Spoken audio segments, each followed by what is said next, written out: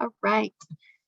So first things first, I do want to let folks know that this is the nursing information session specifically for transfer students and post-bac students. So if you think you don't identify as either, this may not be too relevant for your educational path. No hard feelings if you decide that you don't want to stay for the presentation. And then for our running start students who are interested in the 2-year program, a lot of the information we will be covering will be relevant to you all, such as the prereqs you need to complete, but the materials may be slightly different that the student needs to submit. The timeline and application will be a little bit different. So a lot of the information will be similar, but we would recommend you get in touch with your first time in college admissions counselor.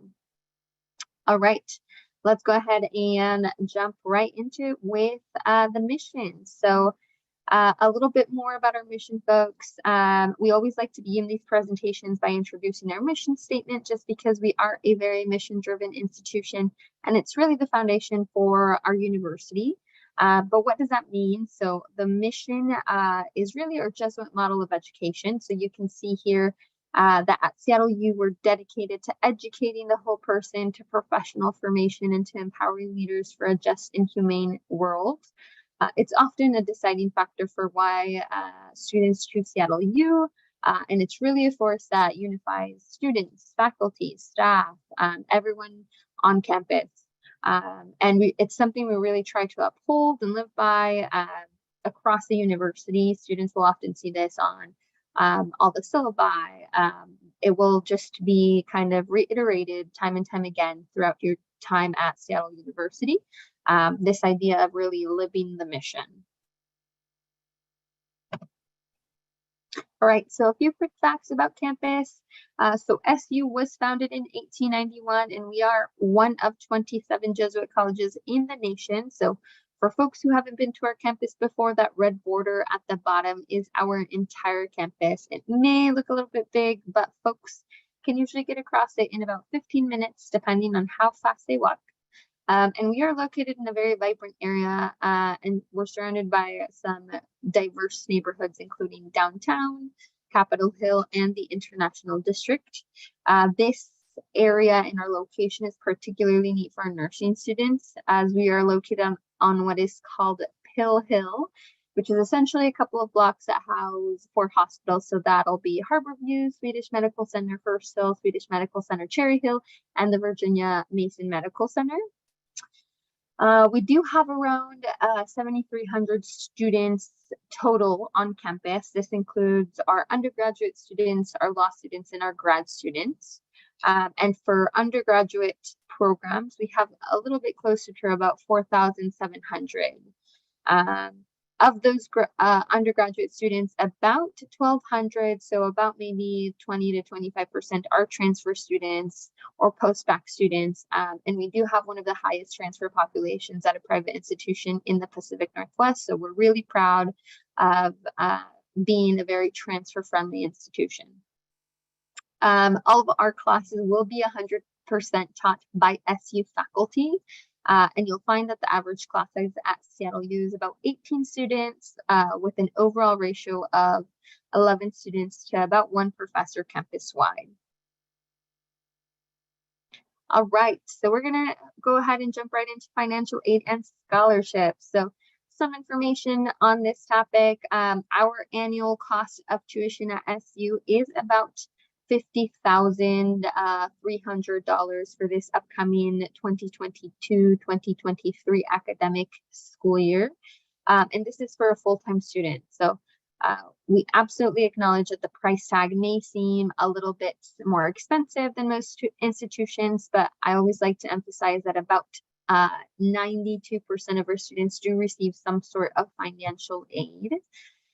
Need-based aid is absolutely available, and we highly encourage students to submit their FAFSA or WASA as soon as students submit their application. So the financial aid award usually won't be processed until after a student has been admitted. So we just recommend that students complete that FAFSA application at the same time. So that information is available to the students as soon as possible. There are merit scholarship opportunities, so transfer students are automatically considered for these merit-based scholarships upon admission. The only exception here are our post-bac students. Unfortunately, they will not be eligible for merit scholarships. They may be eligible for loans and potentially other things through the FAFSA, but merit scholarships will not be one of them. Some other scholarship opportunities, as you can see there at the bottom, we do have an Alfie Scholars Program. So this is for students coming from community colleges and who have completed associate's degrees. They do need to have a GPA of 3.5 or higher, and students will be eligible to apply for the Alfie Scholars Program through a separate application. So that will be an additional application. They'll need to write a few essays. There's an interview involved, and that is a $30,000 scholarship split up in 2 years. I always like to let students know that all scholarships are stackable. So it can be stackable with the merit scholarships, with the financial aid, etc. And then, of course, we also are a yellow ribbon school for any of our student veterans or dependent of veterans. So we do have that aid available for students as well. All right, so we're going to jump into some BSN program highlights. So the first thing to note here is that our BSN transfer program is a cohort model. So when students come in for the first quarter, they'll be starting with about 80 to 90 other students, generally speaking, and they will stay with those 80 to 90 other students all the way till the end of the program. So the students will be taking the same courses during the same quarters at the same time. So students will get to know each other quite well. And in the first quarter, students will actually start off with a class called Health Assessment Interventions. And that's where students are going to learn all the hands-on nursing stuff. So how to learn how to wash your hands, how to transfer patients, how to pass drugs, how to give injections. And students will actually practice on each other. So you will all get to know each other very, very well when you're poking each other with needles. So you'll get pretty close with these students, as you will spend approximately the next 7 quarters together.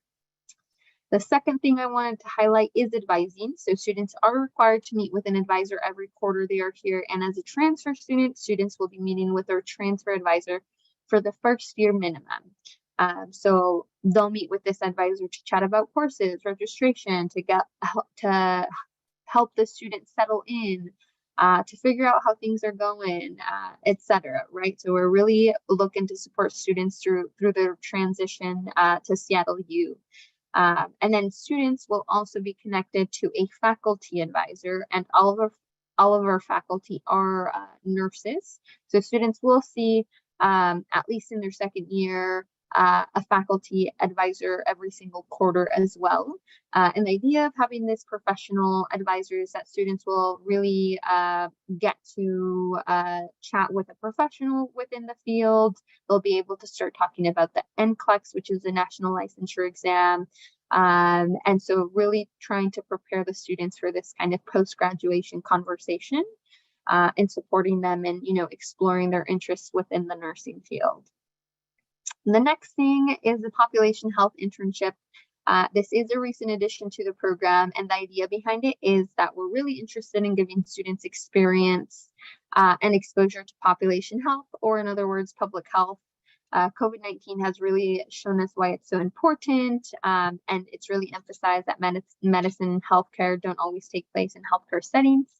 So the internship places students within a community. It can be a school, maybe it's working with a homeless population, maybe it's working with a traveling medical van, something along those lines. And the purpose being that students really start to listen to the communities and figuring out what the problems within those communities are. So the second quarter that the student will be in this internship, the student will actually create some sort of intervention to address the problem.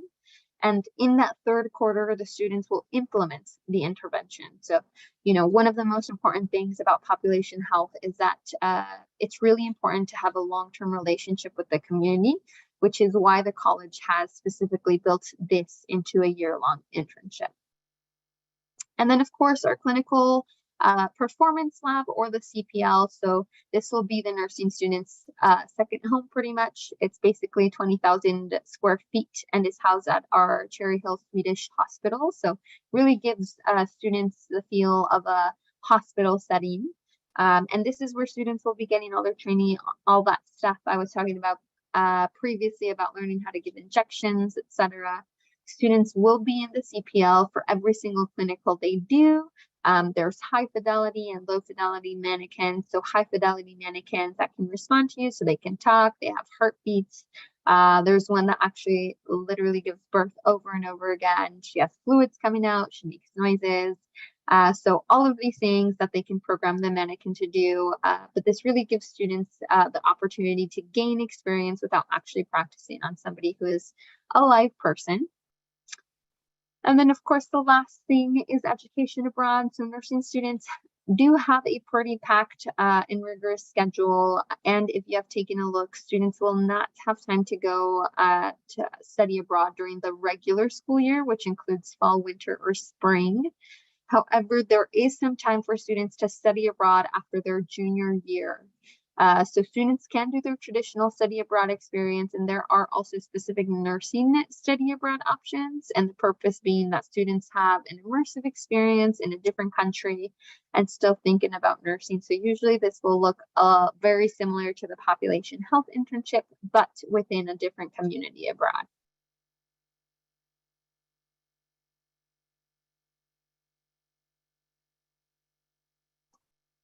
All right, thank you so much, Jennifer, for that information.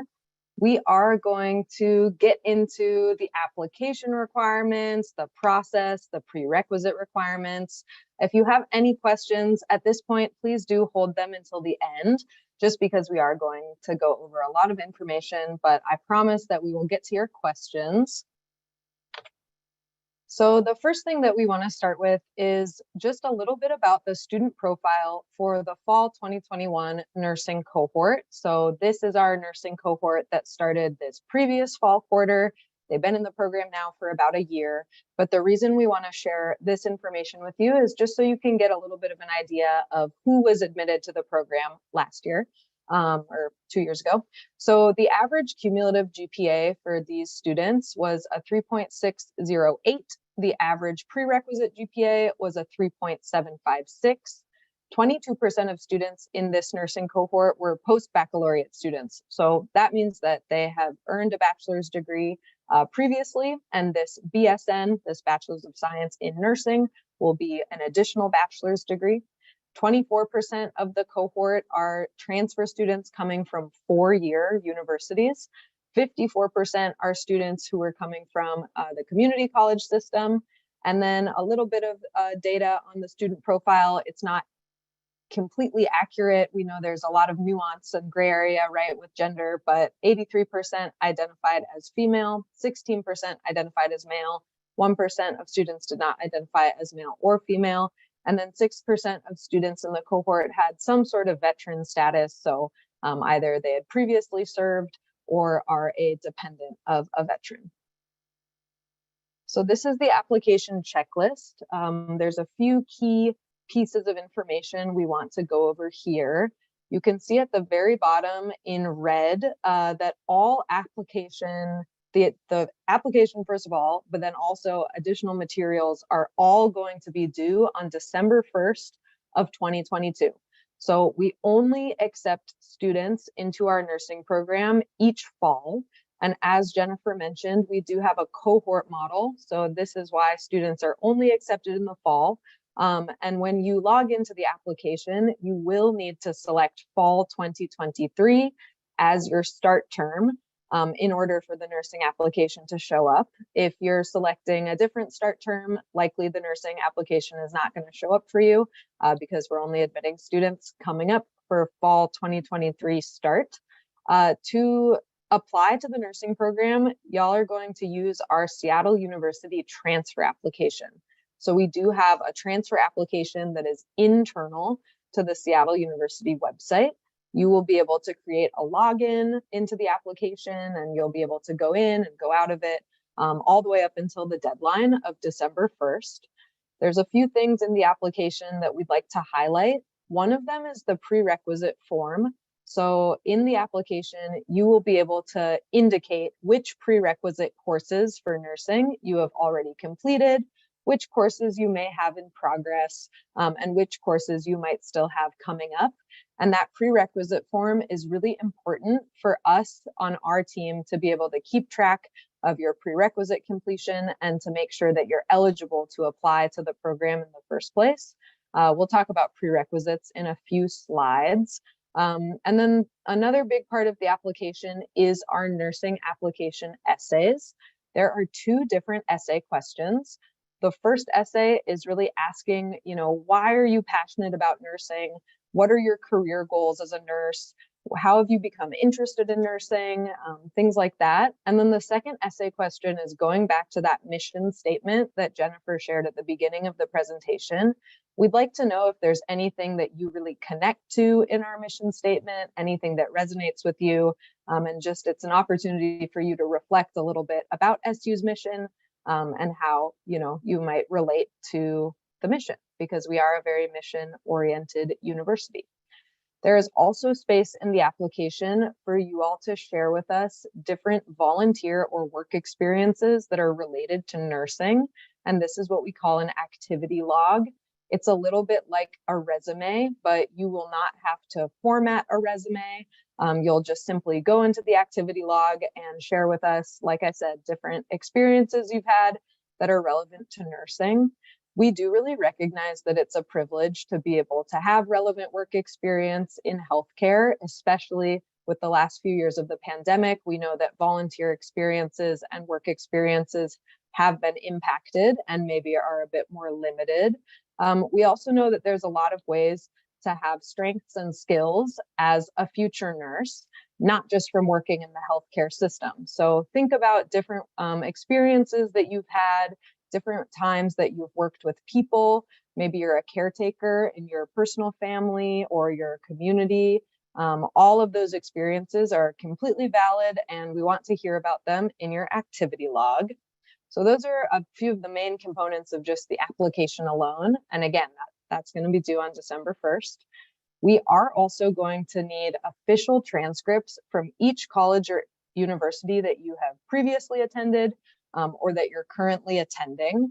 So please, plan accordingly to get your official transcripts submitted by December 1st, especially if you are mailing any transcripts or ordering them online or working with your previous institutions to get those official transcripts. We're going to need them by December 1st. And then if any of you are taking additional prerequisite classes for nursing in the fall term, so that's coming up here in about a month, if anybody is taking additional courses, we are also going to need to receive an updated transcript from you. It does not have to be an official. It can definitely be an unofficial transcript.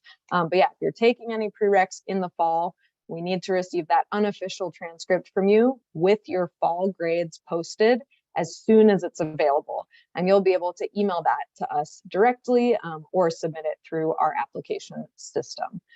And then if applicable, we do have a $60 application fee. There are a lot of different waivers available in the application. If you're not able to pay the $60, no worries.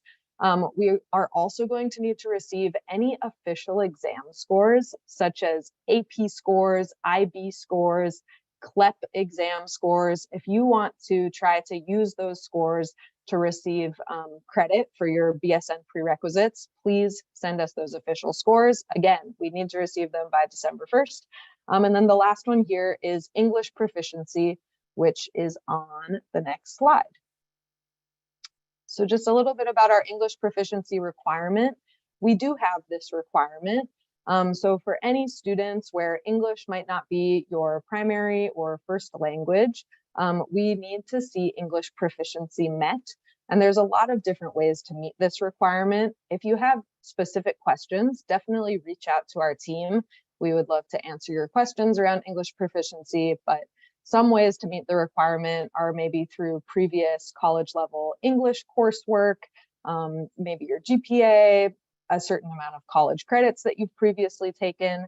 And then we do accept a lot of test scores as well to demonstrate English proficiency, as well as some additional degrees. And there is more info on the website about English proficiency as well. All right, this would be a great time, if you have not already, to take out maybe a phone to take notes, or take a photo of this slide, or get out a piece of paper and a pen. But this is the prerequisite requirements for the BSN program. I'm going to go through all of this information, and we can definitely return to this slide at the end of the presentation. But in order to apply for our nursing program at Seattle University, there are 10 nursing prerequisites that you are going to need to complete. I'm just going to read them out just so you can be thinking of them. So one of them is Intro to Biology, Intro to Chemistry, Statistics, Anatomy and Physiology 1, Anatomy and Physiology 2, Microbiology, Intro to Psychology, Lifespan Psychology, or some psychology class covering birth to death, Human Nutrition, and then a second math class that is college level. And we'll talk about that in a moment. But all 10 of these prerequisites must be completed by the end of spring term 2023. 7 out of the 10 of these prerequisites must be completed by the end of fall term 2022. So that's this upcoming fall quarter. You need to have 7 out of 10 completed in order to be eligible for the program. At least one of those 7 must be a core science class. So what we consider a core science class is either A&P1, A&P2, or microbiology. So you need at least one of those completed by the end of fall term. We also need to have at least one of the math prerequisites completed. So either statistics or a college level math class. And this second college level math class can be pre-calculus 1 or higher. It could also be a college algebra for business class. And sometimes students have questions about this. It cannot be an algebra class. So this class needs to be college level. It needs to be level 100 or above. And the content needs to be something maybe similar to an applied math class or a business math class. And if you have questions about certain courses that can satisfy this requirement, definitely let us know. And then I'll just say again, if you are taking any prerequisites this coming fall 2022 term, we need updated fall transcripts as soon as your grades are released, and an unofficial transcript is okay, but we are going to need to see that. Additionally, with these prerequisites, you can see in the red font that there are some time limits to these requirements. So if you have taken on the left-hand side, if you have taken any of these classes, there's 6 classes listed. If you've taken those in the year 2018 or later, then you are good to go. That is completely fine. We will accept those classes. However, if you maybe took statistics in 2016, you are going to need to retake that course because it is going to be considered expired. And then on the right-hand side, you can see 4 additional courses that need to be completed within 10 years. So that's the year 2013 or later. If you took Intro to Psychology in 2006, you are going to need to retake psychology because we will consider it to be expired. So these are the 10 prerequisites. Again, if you have questions, we will be able to come back to this at the end of the presentation. And then I think I'm going to pass it off to Carrie. Yeah. Thank you, Mia. All right. So can we have the next slide, please? Wonderful. Okay. So we talked about some very detailed requirements. We are going to continue to provide more details within those details. So if you were taking diligent notes for the last slide, keep your note taking going because there's more to discuss here. So one thing that you'll need to keep in mind, we do require a 3.0 GPA in order to be considered for the BSN program. Now that 3.0 GPA is for both your prerequisite and your cumulative GPA.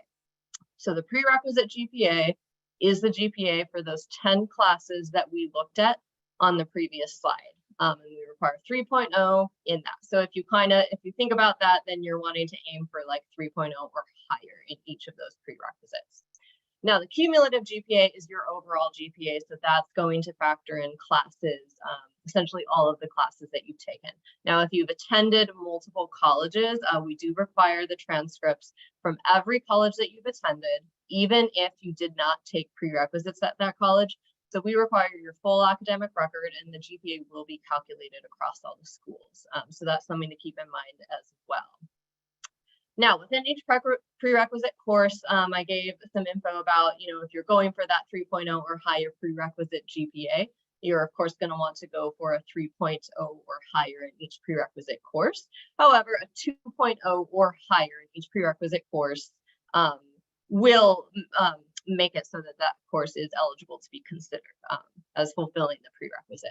So at the minimum, we need to have that 2.0 or higher prerequisite, but again, you're going to want to go for 3.0 higher, more closer to like the 3.5 range. So if you got below a 2.0 in any of the courses, also if you withdrew from any of the prerequisites, then that's where this next bullet point comes into play about the repeated prerequisite courses. So we saw a question in the chat earlier about this, so here's the answer. We do have a prerequisite repeat policy, and that's that no more than we can't accept any more than 2 total repeated prerequisite courses, with the exception to that being those outdated courses. Because as Mia just explained to us, sometimes you are required to retake a prerequisite if you took it in 2016, for example. So that does not go towards this repeat limit.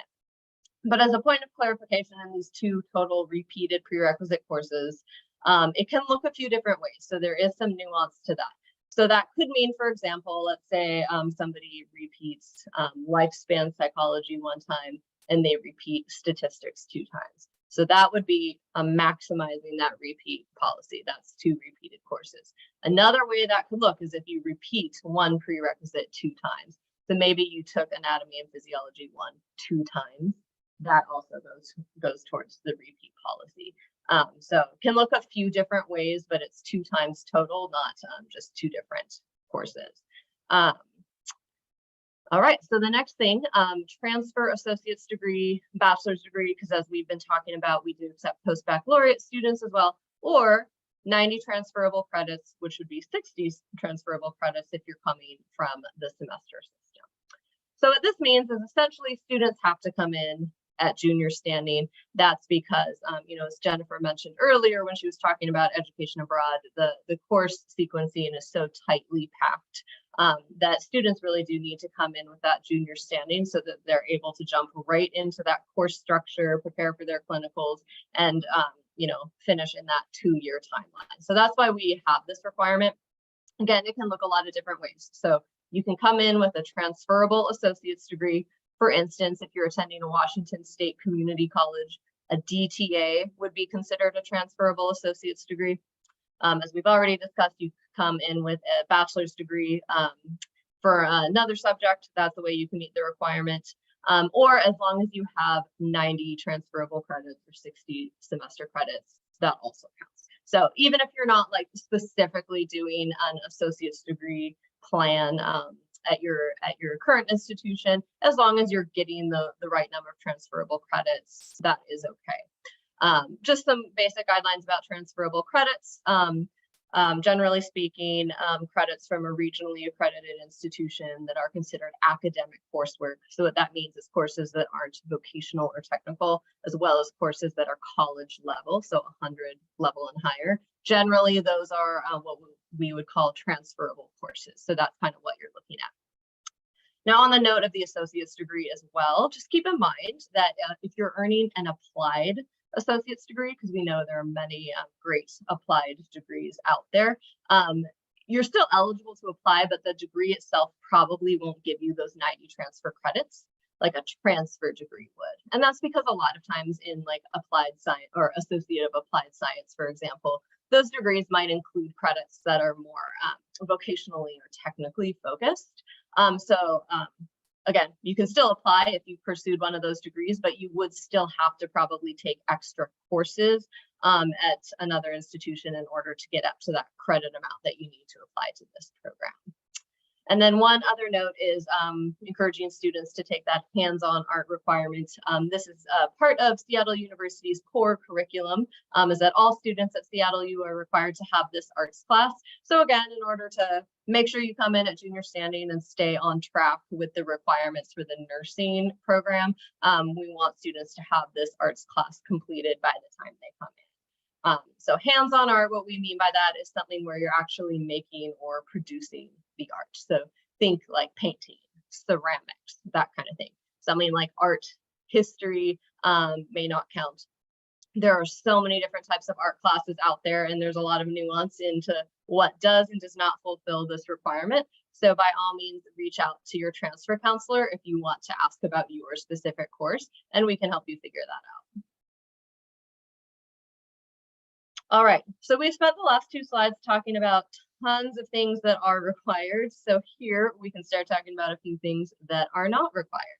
So first, that's high school transcripts, and that's because you know, we want students to be coming in.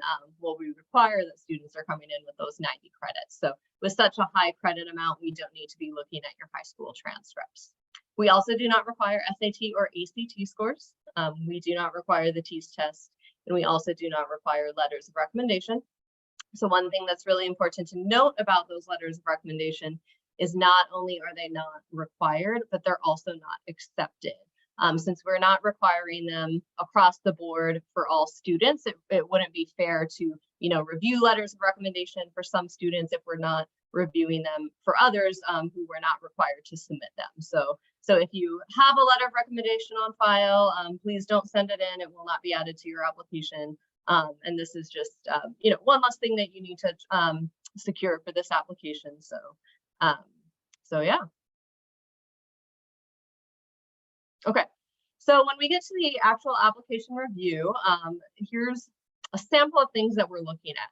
So we go through a holistic application review process, which means we are not simply looking at one item. It's not your GPA and that's it. We are looking at how several different factors fit together and, you know, show us who you are as a candidate for this program. So first and foremost, at the top of this circle, the completion of prerequisites. That's sort of an essential thing that we do need to see in order to consider your application. So think back to the slide that Mia shared with you where she showed you what those 10 courses are. You have to have 7 of the 10 done by the end of fall quarter. And then you have to have, you know, 1 core science class and 1 of those math classes done within those 7 courses that are done by fall quarter. This is a basic thing we have to see in order to be able to consider any application. So first and foremost, make sure you have the plan for those prerequisites so we can consider your application. So then, as we talked about, we are also looking at your cumulative GPA and your prerequisite GPA. 3.0 is the minimum in both of those categories to be considered, but also think back to the slide we had with the profile of the fall 2021 cohort. Students who were admitted generally had 3.5 or higher GPAs in both of those categories. We are also looking at your grade trend. Ideally, we like to see a consistent or an upward grade trend. We certainly recognize that there may be periods in an applicant's educational history where maybe there were extenuating circumstances. So one quarter the grades were lower, or maybe the grades started out lower as you're getting used to college and you improved over time and ended with a really strong grade trend. Grade trends can look all sorts of different ways. And we just want to invite you to, in the application, there are a few extra spaces after the essays where you can share any context that you would like to provide about your grade trend. You're not required to do that. It's only to the extent that you're comfortable. But if there is any information that you want to let the admissions committee know about your grade trend, you are welcome to provide some extra explanations about that. So we are also reading the essays. This is one of our absolute favorite parts of reading these applications because we really get to know you and we get to know your story and why you are interested to study nursing and be at Seattle University. You know, we want to know how you're connected to the field of healthcare. And as we've talked about, that can look a lot of different ways. It can look through, we can see that through like family engagements. We can see that through volunteer work. previous work experience. It can look a lot of different ways, but we want to know how you're connected to the field of healthcare, why you're interested in it, and then again, why you're invested in Seattle University's mission. And then another requirement, so kind of similar to the completion of the prerequisites, we have to see that you're on that track to earn 90 credits.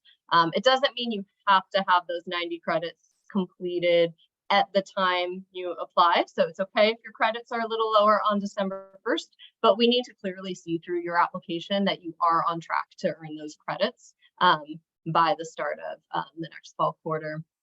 And then finally, SU fit. So what that means, again, like through the essay and through your the activity log, we kind of get a sense of, you know, what you'd contribute to the Seattle U community, why Seattle U is specifically interesting to you, and how you connect to the mission. All right, so here's an overview of the process. So as we've been talking about, the application is due on December 1st. It's a very strict deadline, so make sure that your application is in by then. We encourage students to apply as soon as they can, just in case there's any follow-up questions we need to ask you about your application. That gives us more time to get in touch with you. So certainly, you know, plan to apply well before that December 1st deadline, but December 1st is the deadline. And we need to see your prerequisite form and your transcripts submitted by then. So again, you know, as we talked about, this doesn't mean every single prerequisite has to be done on December 1st, but it does mean we have to see your plan to be completing the 7 of the 10 by the end of fall quarter, which is just a few weeks after December 1st. And we have to see your plan to complete all of them by the end of spring 2023. So we need to clearly see your prerequisite plan and your transcripts for your existing courses after this December 1st deadline. Make sure you're checking your email frequently, the same email that you're using to apply in the first place, because if we do have any questions about your prerequisite plan or your transcripts, or we need to ask for you to, you know, submit an updated transcript, anything like that, we will be contacting you by email at the email you use to apply. So check your email frequently, check the spam folder, and make sure that you are responding promptly to any time that we're reaching out. Now, so then we go through the review period, and candidates who are selected to move on to the interview portion will be notified usually like late January, early February, and then the interviews would take place in February. We'll talk about that next. But just note that after the application review, if you're invited to interview for the program, that would be the next step. So that happens mid-February. And then after the interviews, the final sort of review takes place, and then the final notification would go out to candidates in the middle of March. So again, you would get the notification through your email letting you know about a status update, and you can find the final result that way. If you are admitted, then we're going to send follow-up information again to make sure you're on track for those 90 credits, hands-on art, and submission of your final transcripts. The final transcript submissions are essentially taking place right now. So we're in that process for the fall 2022 cohort. You'd be submitting all your final academic records sort of in the summer period as you would prepare to start in fall. Okay, so some brief information about the interviews. Again, this is part of the holistic review process, so it factors in to the review as well, in addition to all those components that we're looking at on your application. It's approximately 20 minutes with about 4 to 5 questions, and it's conducted by faculty and staff members in the College of Nursing. Our best advice for you is to come prepared for the interview like you would for a job interview.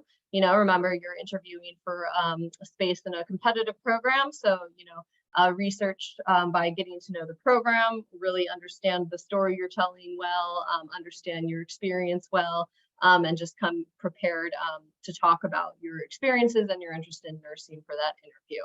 So again, check your email. We cannot emphasize that enough in this session. Check your email all the time, because if you are invited to interview for this program, you will be notified by email. Wonderful. Okay, so here's our transfer email address, also Instagram information.